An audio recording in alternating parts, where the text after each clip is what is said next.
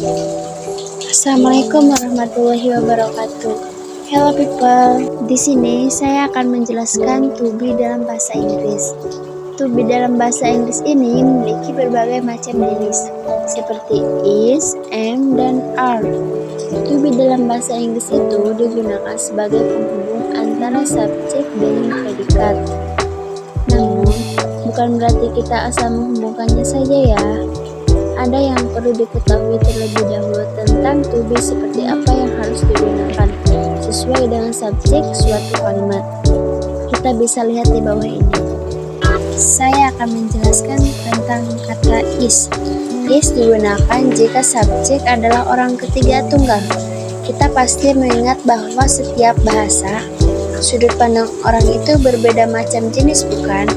Namun, pada bahasa Inggris, menggunakan is ini hanya dapat terpakai untuk orang ketiga tunggal, seperti misalnya he, dia laki-laki, she, dia perempuan, dan it, kata benda.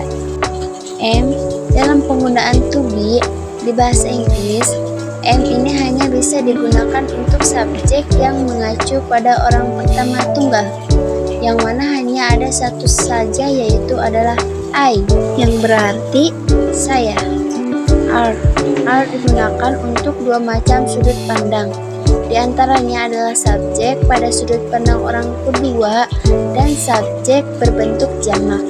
Untuk sudut pandang kedua, kita bisa mengenal subjek sebagai kata you, yang berarti kamu, sedangkan untuk sudut pandang berbentuk jamak, kita biasa mengenal subjek sebagai kata we, yang berarti kita, dan they, yang berarti mereka. Was, ini dibentuk past tense dari to be, is, dan am, yang mana penjelasan dan penggunaannya masih sama, yaitu was ini dalam bahasa Inggris biasa digunakan pada 4 subjek yang berbeda, seperti misalnya he, she, it, dan I. Were, ini adalah bentuk past tense dari to be are, yang mana penjelasannya dan juga penggunaannya hampir sama seperti penjelasan di atas, yaitu were ini dalam bahasa Inggris dapat digunakan pada 4 subjek, yaitu yang berbeda seperti misalnya I, you, we, dan they. Untuk memudahkan menghafal dan memahaminya, berikut kami berikan tabel untuk penggunaan to be. Rumus dan contoh penggunaan to be. Penggunaan to be antara subjek dan kata benda noun. Untuk fungsi verbal to be dalam bahasa Inggris yang penggunaannya sebagai kata penghubung antara subjek dan kata benda, susunan kalimatnya tercantum dalam formula sebagai berikut ini. As plus to be plus noun. Dari formula tersebut, kita sudah bisa membuat beberapa contoh kalimat yang terstruktur dalam bahasa Inggris. Berikut adalah contoh penerapan dari formula di atas. Is, he is a football player. Dia adalah seorang pemain sepak bola. She is an architect. Dia adalah seorang arsitek. It is a cat. Ini adalah seekor kucing. They are teacher. Mereka adalah guru. We are students. Kita adalah murid. You are a pilot. Anda seorang pilot. I am a dancer. Saya adalah seorang penyanyi. I am a singer. Saya adalah seorang penyanyi. I am a superstar. Saya adalah seorang superstar. Penggunaan to be antara subjek dan kata sifat adjektif. Untuk fungsi verbal to be dalam bahasa Inggris yang penggunaannya sebagai kata penghubung antara subjek dan kata sifat, susunan kalimat tercantum dalam formula sebagai berikut ini. As plus to be plus adds. Dari formula yang sudah tersedia tersebut, kita pun sudah bisa membuat kalimat yang menggabungkan antara subjek dan kata sifat seperti berikut. Is, he is smart, dia pintar. She is kind, dia baik hati. The flower is beautiful, bunga itu indah. They are intelligent, mereka rajin. You are brave, kamu berani. We are young, kami muda. I am diligent, saya rajin. I am friendly, saya ramah. I am angry, saya marah. Penggunaan to be dalam subjek dan kata keterangan adverb. Untuk fungsi verba, to be dalam bahasa Inggris yang penggunaannya sebagai kata penghubung antara subjek dan kata keterangan. Biasanya yang digunakan itu berupa keterangan tempat atau waktu.